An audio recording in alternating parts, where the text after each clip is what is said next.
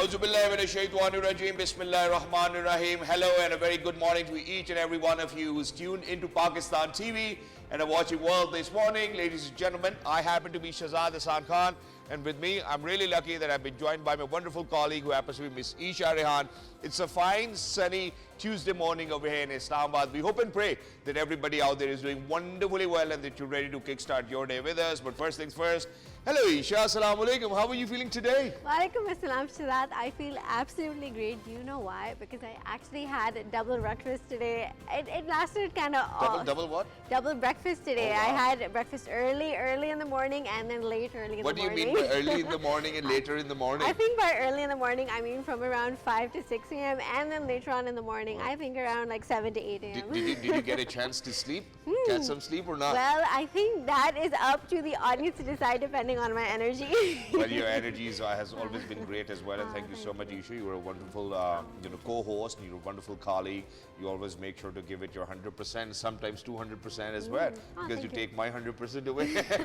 But on that lighter note, ladies and gentlemen, let's get started. There are a couple of stories that I brought for all my audiences who are out there, and there are a couple of stories that I have brought along for you guys. Exactly. So first things first, ladies and gentlemen, we will certainly be talking about how the Honorable Prime Minister Shahbaz Sharif have actually made it to Sharm el-Sheikh, Egypt, where US, Egypt, Qatar and Turkey signs historic Gaza peace deal declaration. Pakistan emerges as key Middle East peace builder. And not just that, along these lines, we will be talking about the role that the Honorable Prime Minister has played personally, and not just that, the role which is being played by Pakistanis as a mediator to bring the war to an end, and where we see ceasefire in Gaza. There's quite a lot of contribution by the Middle Eastern countries as well, and certainly it's the United States President, Mr. Donald Trump as well. On these lines, we will actually talk about the Azerbaijan, Pakistan and Turkey to hold a third trilateral parliamentary meeting, and how there's a conversation of there needs to be more economic prosperity and economic options and opportunities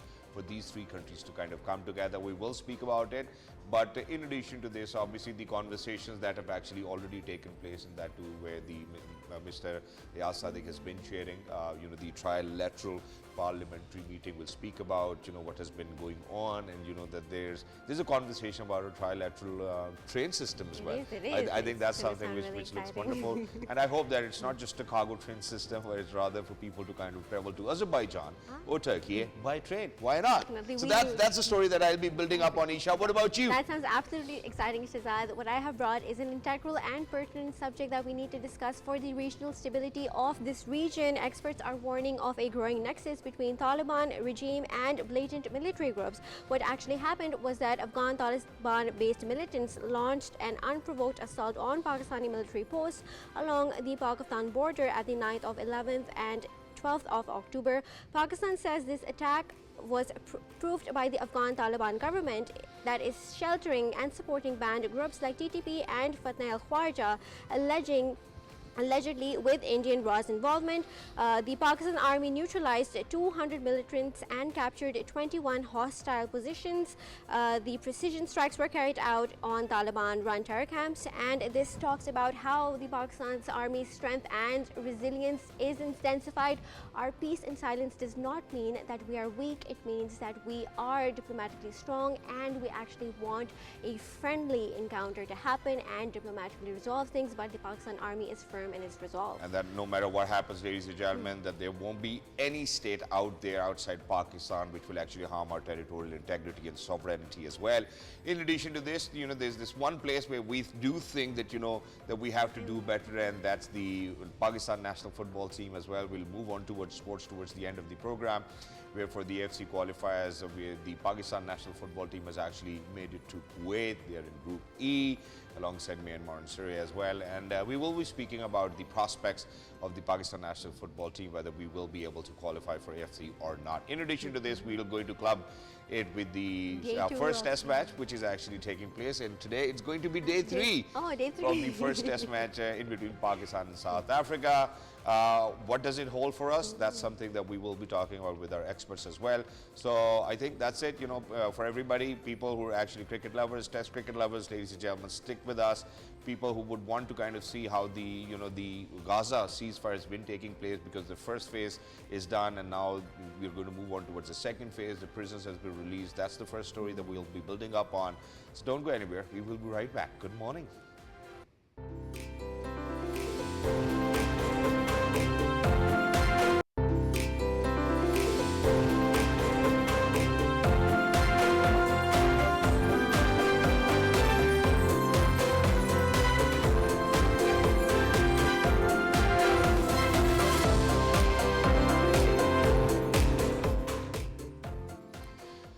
Ladies and gentlemen, welcome back. Thank you so much for staying with us. First things first, I think what today I really need to speak about is my Honorable Prime Minister Shahbaz Sharif and how he's always made sure to stand tall for all of those human rights violations taking place in Gaza and against Palestinians as well.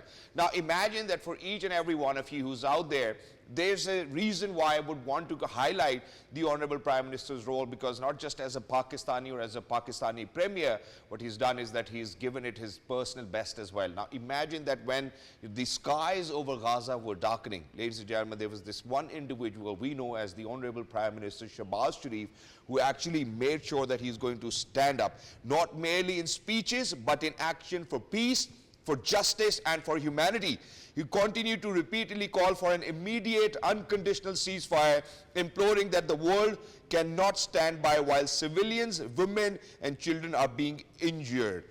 Not just that, he has condemned the blockade that chokes off food, medicine and essential supplies, labeling it a moral and humanitarian emergency.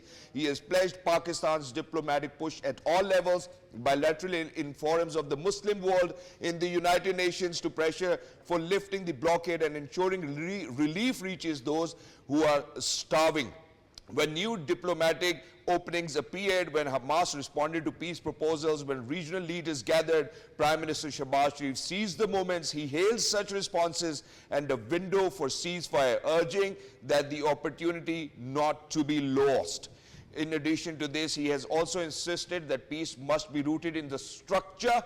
In times when many voices grow silent, in times when people do not have a direction, it was the Honorable Prime Minister who has made sure that he's going to stand tall, and not just that, backed by the entire nation of Pakistan, making sure that we are going to raise our voices, that we are going to make sure that aid reaches to the people, that all of those humanitarian violations that we have seen happening in Gaza, taking advantage of the opportunity, all the Middle Eastern countries to come together, and then it was the United States President Donald Trump actually making sure that he's going to comment on that, saying that the initiatives taken by the Honorable Prime Minister of Pakistan, which were being applauded by the United States President Donald Trump. In addition to this, for each and every one of you who's actually listening to me today, now let's go ahead, listen to what the United States President, Mr. Donald Trump, has to say about the Honorable Prime Minister Shahbaz Sharif and the Field Marshal Asim Munir.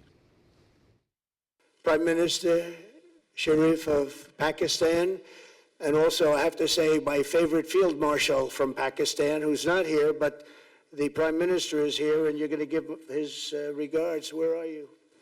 There you go. Thank you very much. Well, this is a historic moment and a diplomatic ascent that Pakistan has never witnessed before as well. In addition to this, when the United States President, Mr. Donald Trump, called upon Mr. Shahbaz Sharif, he had to say a few words as well. Let's go. Let's take a good listen.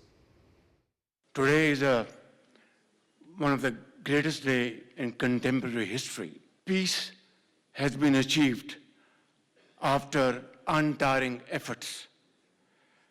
Efforts led by President Trump, who is genuinely a man of peace. Exactly. Now, when we speak of it, ladies and gentlemen, I as a Pakistani, I take pride in my Honorable Prime Minister, in the leadership, in the civil leadership and in the military leadership. What we really need to kind of share with our audiences is what the Palestinian ambassador to Pakistan had to say about Pakistan's role in making sure that there's ceasefire in Gaza and that the people of Gaza are going to live happily and prosperously.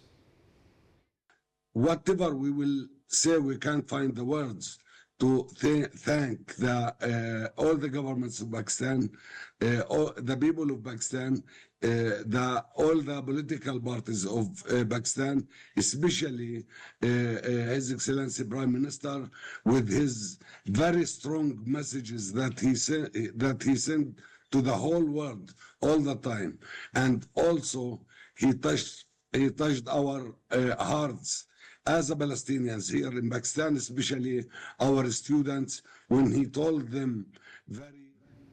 And certainly, we would want to thank the United States President, the Middle Eastern countries from Egypt, Qatar, and Turkey as well, for mediating a ceasefire deal as well. With the phase 1 of the deal, ladies and gentlemen, is now done, and we're moving on towards the phase 2, where we have seen how the hostages have been released and the dead bodies will be released as well. Now, I think to build up on this, we are very lucky that we've actually been joined by a former ambassador, Mr. Imran Ali. Hello, sir. Assalamu alaikum. Good morning. How are you feeling today? Assalamu alaikum. Good morning, Shahzad. How are you? Absolutely perfect. Thank you so much for your time, sir. First things first, because this is something which I, as a Pakistani, take pride in. I'm really confident about the civil leadership and the military leadership of the country being on the same page. How we do see there's a lot of prosperity within the country. There's a lot of peace that we, alhamdulillah, kind of experience in these recent times of the civil and military leadership. Now, sir, first things first, let's first of all pick up on the role that Pakistan has played in mediating a deal in between Israel and Hamas, and how there's a ceasefire in Gaza, and the phase 1 of the ceasefire has actually been completed, and how hostages have been released. I think it was President Trump himself who mentioned that he had been in touch with the Pakistani Prime Minister and the Chief of Army Staff even before these events took place. So he has given it away that Pakistan has played a central role in what's happening in Palestine and Gaza at this moment. And despite the naysayers, I think the beginning has been good because hostages have been exchanged. And just look at the Palestinian hostages or the Palestinian prisoners who have been released. And there were pictures of when they were meeting their loved ones. So at least the first phase has started, and it's going to be complete soon. And the most important thing which you mentioned just now is that Pakistan has taken center stage and is being applauded by the architect of peace himself, because all this, whatever you might think about him, all this is taking place because President Trump has put his personal weight behind the peace process, and our Prime Minister was bold enough to announce it to the world yesterday, which is very important. And it's very important because the difference between this time and the previous failed times is that in front of the cameras of the world, the US President has put his political weight, his personal weight behind the peace process, and he has been telling the Israelis again and again that the war has ended. And this has created some ruffles.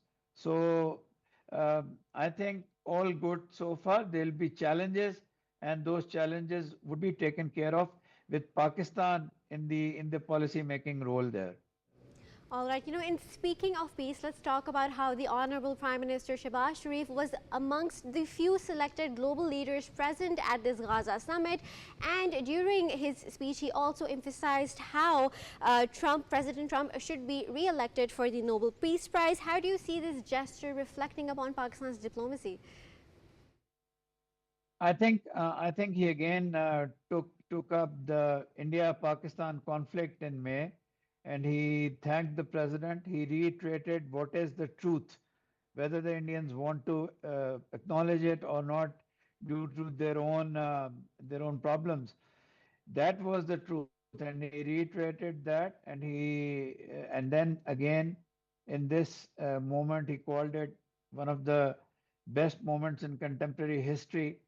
This moment where hostilities and the genocide of Gaza had ended. So yes, I think he did the right thing. He did the right thing by being bold enough of putting the weight of his personality and the people of Pakistan Pakistan had already nominated President Trump for the Nobel Peace Prize in May. So we are again reiterating that, and I think he was very forthright and confident and bold to do so. And exactly, credit is due where it's due anyways, to speak about it, where President Donald Trump himself has been saying that he's ended almost 7 to 8 wars globally as well. But sticking to the topic and being honest to it as well, Hamas and Israel carried out a prisoner exchange that saw the release of almost nearly 2,000 Palestinians imprisoned in Israeli jails and 20 Israeli captives held in Gaza Strip. That's the first phase of the ceasefire deal or the 20-point peace accord. How do you think that now that it will transition to the second phase, things will move on? Because, and there's a reason why I'm posing this question to you, because that the Palestinian rights advocates has warned that there can be no lasting peace and stability if Israel continues its occupation and subjugation of Palestinians. That's very true. Some of the prisoner exchanges, Shahzad, have still to be are taking place. We are in the middle of them. So when the numbers will be done with, then would come the next phase, which would first include humanitarian aid and some sort of management or some sort of government in the Gaza Strip, and ensuring that Israel, taking one excuse or the other, does not start bombardment and genocide again. So the key question is to stop the guns of Israel. At this moment, that's the key question. And then we will go to various phases as they come together, eventually asking for a Palestinian state. So that's how it will go. And Mr. Imran, right now we can finally take a sigh of relief as aid is finally being flown into Gaza. There's flour, there's meat, there's tent, and there is first aid kits as well available for all the peoples. So do you think how long can all the countries come together and contribute to the rebuilding of Gaza, as Trump emphasized how countries have generously offered for the reconstruction of Gaza? How do you think how long do you think it's going to take to reconstruct Gaza again? The reconstruction of Gaza is going to be a very, very challenging task because Israel has reduced it to rubble, Eesha. Now, the, the Gulf countries and the other developed countries of the world will have to contribute to the rebuilding of Gaza. Sometimes in great adversity, there is opportunity also. So I think if the developed world, the Western world, and the Islamic world can get together and build a modern Gaza out of the rubble, it will take a lot of time. Some people are saying it will even go to 5 years or more. But if they can create a modern welfare city, its structure, its services, uh, by combining together with the Palestinian Authority, then it might be an opportunity because Gaza was uh, uh, a very bad living space. So out of the tragedy, out of the lost houses, which are a huge tragedy, we've seen people going back with no roof to live in. But still, we might be able to, if the world is human enough, it might be able to create a hustling, bustling modern city which will put Palestinian pains to the side. Exactly, and Mr. Imran, that's certainly a very optimistic approach, and that's certainly what, people of Pakistan, the people of the Middle East, or the people all over the globe might want to witness. But imagine that Israel continued to launch attacks across Lebanon and Syria as well, while continuing to expand illegal settlements in the occupied West Bank. That's number one. Do you think that there is a greater conflict than the conflict of Hamas and Israel in that particular region? Yes, that conflict is there. Our hope, I might not say the word only hope. Our hope is that they cannot infuriate the American side now. The American side wants peace, and President Trump wants even prior to the Middle East, he's known to be a president who wants end to conflict. So I think it's again the American side that has to put a rein on this wave of terror of Israel. And why I am slightly a bit more confident, I agree with you. We cannot be totally confident, and there are many issues here. But why I'm a little bit more confident is There's one thing which actually kind of needs to be asked at this point of time, where we do applaud, the efforts of the Honorable Prime Minister Shahbaz Sharif and how Pakistanis have stood and made sure that we're going to raise our voices, we're going to make sure that there's humanitarian aid for people of Gaza. Let's speak about, the role of all the Middle Eastern countries, the United States President Donald Trump, who's put his weight behind this ceasefire. God forbid, if it is the ceasefire is not being followed in its letter and spirit, what role do you think that the Middle Eastern countries or the Honorable Prime Minister of Pakistan needs to play then, unfortunately, or God forbid, if that happens, or we witness that day? short of a conflict. I think our Prime Minister, and we are very proud of him, and the rest and the Middle Eastern countries, including Qatar and Turkey, who would directly, and Egypt, who were directly involved in this process, they will have to come up and say that Israel has to be restrained, and then you will have to find ways to restrain Israel, whereas it might seem very far. Sir? All right, and with that, I think we have lost Mr. Ambassador, but we have an exciting segment coming up. We will be joining you right back with a short break. Stay tuned.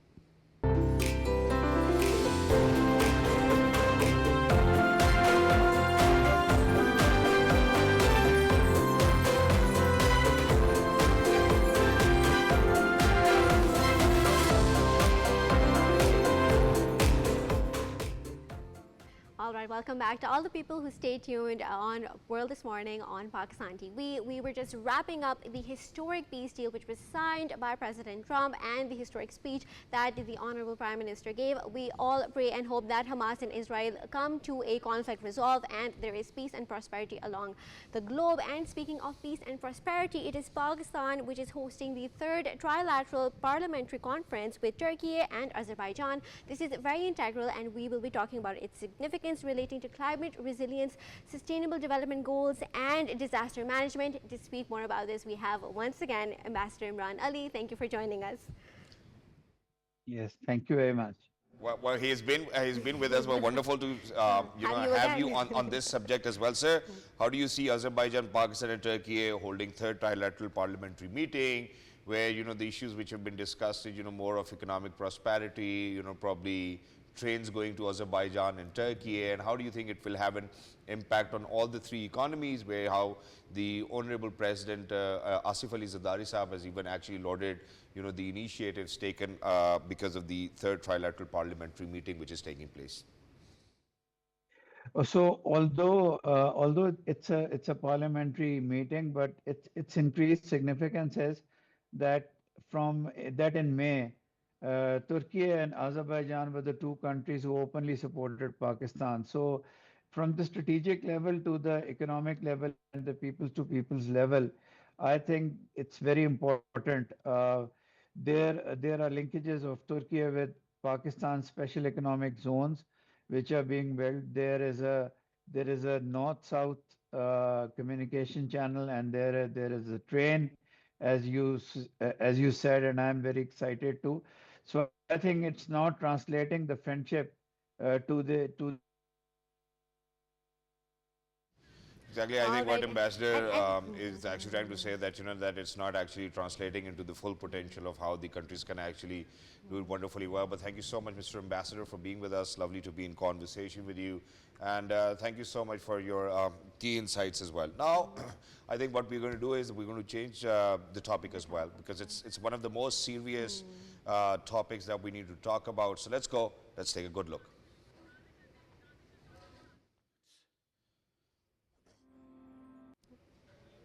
So obviously in the past few days we have seen how Afghan Taliban is actually a growing threat to regional peace. There have been releases by the ISPR as well, where how unfortunately they've been attacked and how the 23 armed forces officers have been martyred, unfortunately. And if we are to speak about Afghan Taliban and the joint statements which have been coming out after the Afghan Taliban Foreign Minister Muttaqi's visit to India, and how they would want to destabilize the region because of the fact that certainly India cannot keep calm because of the fact that they have seen that how Pakistan is able to give a befitting response in the Pakistan armed forces. Now it looks like as if India is actually going to sponsor terror via the Afghan Taliban administration. It is unfortunate to see, and for the world out there, I think it is for you to decide. So you have seen the Pahalgam false flag attack operation by India, and the I mean, if I am to kind of speak about it, imagine it's the Hindutva mindset. We did see it in the past as well. Extremely. Now, just because of the fact, Eesha, that they couldn't actually kind of do anything, now what they're doing is that they're actually allying themselves or probably aligning themselves with the Afghan Taliban, which does not really look like as if it's going to work out, because the Pakistan armed forces have actually given a fitting response, making sure that no civilians were injured, which is why I'm going to share, what ISPR has published, because exercising the right of self-defense, the alert armed forces of Pakistan repelled the assault decisively all along the border and inflicted heavy casualties on Taliban forces and affiliated Khwajis. Precision fires and strikes as well as physical raids were directed against Taliban camps and posts. Terrorist training facilities and support networks operating from Afghan territory, including elements linked to Fitna al-Khwarij, Fitna al-Hindustan and ISKP Daesh, all possible measures were taken to avoid collateral damage and to protect civilian lives. As a result of these unrelenting operations, multiple Taliban locations were destroyed all along the border. 21 hostile positions on the Afghan side of border were also briefly physically captured, and multiple terrorist training camps used to plan and facilitate attacks against Pakistan were rendered inoperative. To speak further more about it, we're very lucky that we've been joined by Air Commodore retired Basit Raza. ABBASI happens to be a senior analyst. Hello, Basit Sahab. Assalamu alaikum. Good morning. How are you feeling today?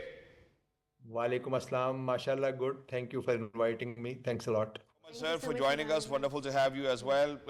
So, Basit Sahab, as of now, we do know how India has been trying to sponsor terrorism within Pakistan's sovereign land, and now unfortunately when they couldn't do that, it looks like as if they're aligning themselves with the Afghan Taliban, and Pakistan armed forces have given a befitting response to them, making sure that there are no civilian casualties, and for all of those hideouts or training camps have been destroyed. How do you think it's going to turn out, and how India is continuously trying alongside now the Afghan Taliban to destabilize Pakistan? I think it was very obvious that after the beating they got in the last war, small war that we had, India had got a bloody nose, and the military debacle was one side of it. But on the world forum, they lost face. All those developments that have taken place since then, Mr. Modi's absence, whereas he was a very, very prominent presence in all such gatherings. The most latest of them is the one which took place yesterday. And many more. He used to go to ASEAN and all that. So they had to retaliate in some way. Militarily, it was not possible, because if an army, if armed forces are beaten once, it takes many years to sort of rebuild their morale to fight again. So it was obvious to me and to many people that India will not actually be able to sort of do the same thing with the folly that they did in the last skirmish, but they will do something else. And these proteges are already there, BLAs and all that, and you can see that ever since there have been a lot of terrorist attacks. In this particular year, there have been 600 terrorist attacks on Pakistan. It's a very sad day. Unfortunately, our brothers who are living in Afghanistan, we have fought with them. The Pakistani blood has spilled on their soil, defending them. And today, they are standing with our enemy. And the reason is only that my enemy's enemy is my friend. So that is what the equation is. And look what they have had to sacrifice. Mr. Muttaqi he called a press conference in which the ladies were not invited, because this is the standing policy of Afghans. They don't sort of join the mixed gatherings. But the next, after there was furor in India about it, and they called a press conference again, which was actually dominated by women. So that is just an indication of what kind of compromises they might have already made, and what else they may have to sort of sacrifice on their principles to You've develop. You've highlighted all of those facts very, very accurately, and thank you for stating those. And let's talk about the resilience and integrity of the Pakistani military. So what we exactly did was that we neutralized over 200 Taliban militants, and we were able to capture 21 positions. How does this swift approach talk about the credibility and the intelligence capability of the Pakistani military? It speaks volumes about that, because one thing very obvious, our response was very, very precisely targeted. Precision weapons were used just because we Afghanis, they are our brothers. Despite the animosity which has developed now, we still consider and we'll always consider them as our brothers. The only thing is they had been misled by the forces inimical to us. So Pakistani forces, the response was very precise, and it struck at, I can give you an example. The Karar camp, the Asmatullah Karar camp that they struck near Chaman, in the Spin Boldak area, was a known place from where the training camps were there, from where the terrorist attacks against Pakistan were orchestrated, and their training was given, and the supplies were present there, and they could easily infiltrate Pakistan and go back without much ado. So that is what the Pakistani did. They never harmed Afghans, who are Afghan civilians, and whom I will repeat many times, that we still consider them our brothers.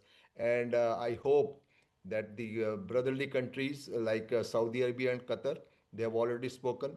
China has spoken that this should end, and their mediation, I hope they can again instill some sense in their minds, and to sort of remind them to sort of realize Pakistan, what Pakistan is to them, what Pakistan has done them.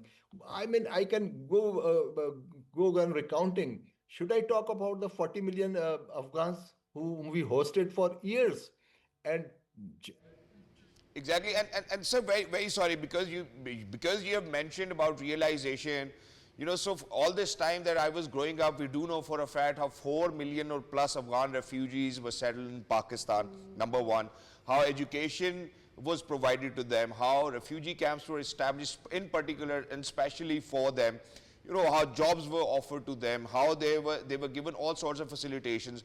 And not just that, the Honorable Prime Minister has spoken about it, as how, the Afghans actually continue to be our brothers, and it's the Indian-sponsored terrorist camps that we are going to target, and we have targeted that. That's fine. But what is unfortunate for me to see is that the Afghan Taliban government actually goes to India and, plans a rhetoric against Pakistan. That's something which is very disturbing for me as a Pakistanis, where we have lived besides Afghanis over here. When they were refugees, we have made sure that we're going to help them, we are going to educate them. No matter whatever was at our disposal, we always made sure that we're going to give it to our Afghan brothers and sisters. How come that there's this shift in the Afghan Taliban government where they're creating a rhetoric against Pakistan? I think it's basically Indian machination. They have actually poisoned their minds, and must have shown some economic benefits in going the Indian way. So they have easily forgotten whatever Pakistan did for them. And it's very unfortunate. And when the Prime Minister said that enough is enough, so enough has been enough for a very long time. Enough had been enough when APS was attacked. Enough was enough when Kamra base was attacked, and so many terrorist attacks we tolerated, and still keep demanding negotiations, and we are still ready to negotiate. But unfortunately, I do not know. But as I said again, that I hope the countries, China, etc., then can put some sense in the minds of the present regime, and to sort of again just remember that in May, the three foreign ministers met in China, and then they actually met in Kabul again. All these were Pakistan's overtures for peace. Pakistan has always tried to do whatever is possible to sort of win the Afghans on our side. But I don't know what else needs to be done. I hope, my only hope and is that the friendly countries then can sort of contact Taliban and sort of tell them to sort of change their course and get back to normal relations with Pakistan, because that is what is in the benefit of Afghans, that is what is in the benefit of Pakistan, and that is what is in the benefit of the whole region. You know, you've highlighted that very accurately, and one other integral thing that we really need to discuss is that experts have estimated that around 7.2 billion worth of US weapons have been left behind in Afghanistan. So if India keeps empowering terror-based groups, do you think these military equipments are going to fall into the wrong hands of Indian-backed extremist military terror groups? And how devastating will it be for the regional destability? It's very clear that in the attacks that they were launched in Pakistan, they had access, they used all the American weapons. They had night vision goggles, they had AK-47 rifles, and all the precision guided munitions at their disposal.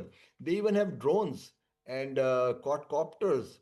And you know, this is almost a state within a state if you have got that kind of arsenal at your disposal. So you are actually very well armed and joining India.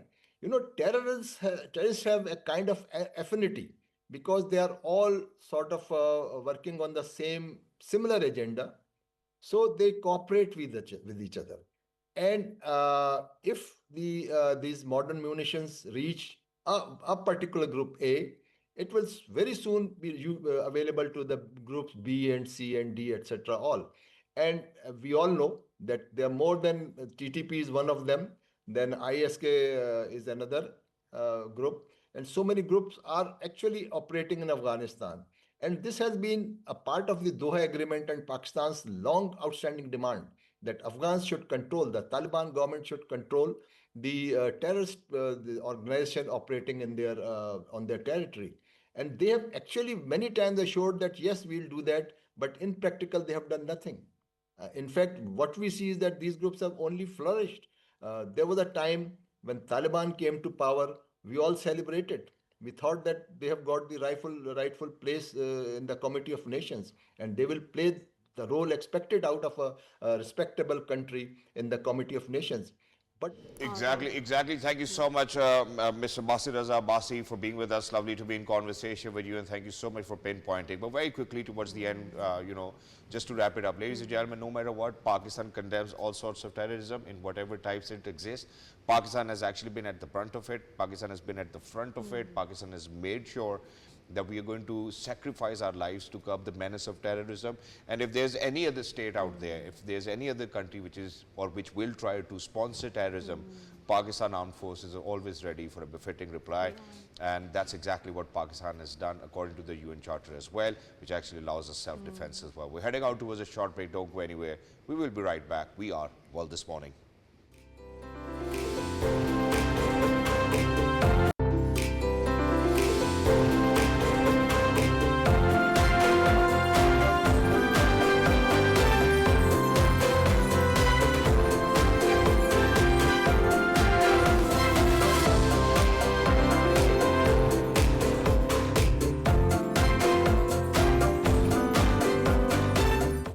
People who stay tuned, we are going to be talking about an exciting match for our men in green. What happened is that our green shirts are in history with the AFC Asian Cup 2027 qualifiers. Pakistan's national football team is in Kuwait tonight to face Afghanistan along the leg kickoff, which is going to start at 8 p.m. today. To speak more about this interesting standoff, we actually have a sports analyst with us who happens to be BAQER. Thank you so much for joining us today. You're very welcome. How are you doing today? How are you, Shahzad. I'm absolutely perfect. Thank you so much. You know, but we're talking about football over here. You know, AFC, first of all, you know, since the new coach has actually come up, what are the hopes for Pakistan to qualify? Well, I think, Shahzad, that we should be always hopeful. And what I think is that Pakistan national team is now improving. After they had they have a goalless draw with Afghanistan when they played last time.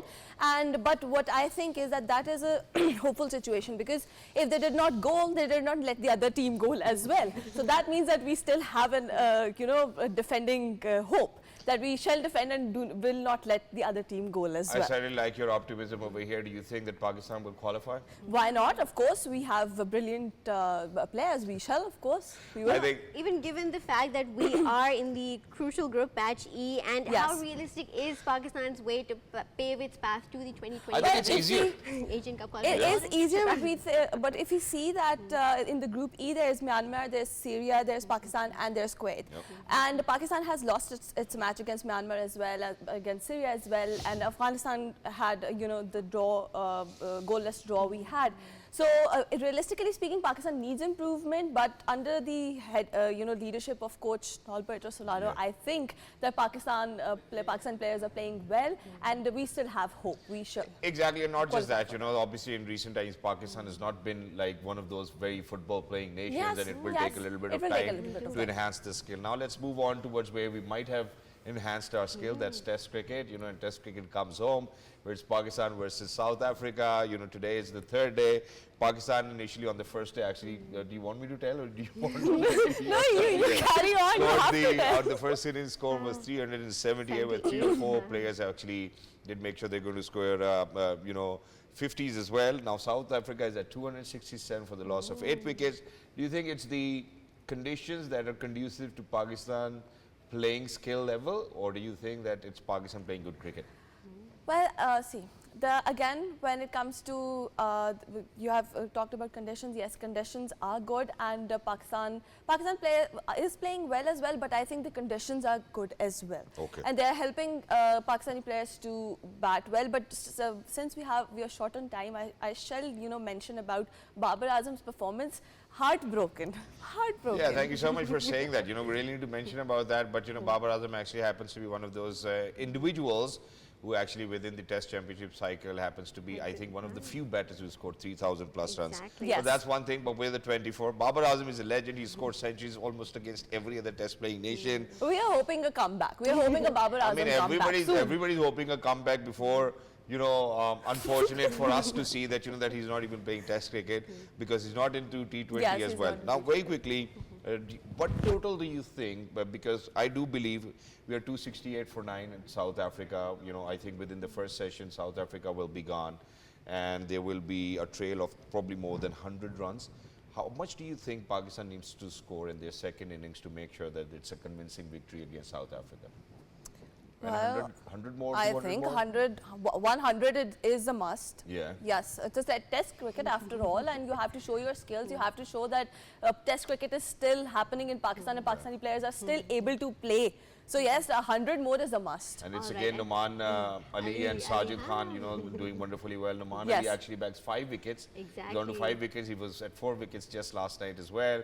And then Sajid Khan coming back in action. Do you think that that they've done the job? Where Shaheen Shah Afridi is wicketless, Hassan Ali is wicketless, and Salman Ali Agha got 1. Shaheen Shah Afridi is wicketless. When you're expecting Shaheen Shah Afridi to gain some wickets, when there is needed, Shaheen Shah Afridi goes wicketless. But still, hopes are alive, and Noman is doing amazing. Other players are doing amazing. Speaking about Noman, let's talk about how Noman's early spin attack sliced through South Africa's middle order. And now that the pitch is deteriorating, how much of an advantage do Pakistani spinners have? I think Pakistani spinners do have the advantage, and it is because of the pitch. It's some kind of a baller's pitch, and Pakistani players do know how to play with the pitch. So I think exactly. Well, that's wonderful, and that's exactly that we were talking about earlier as well. Because, but very quickly, Natalia, what sport do you play? I'm no one.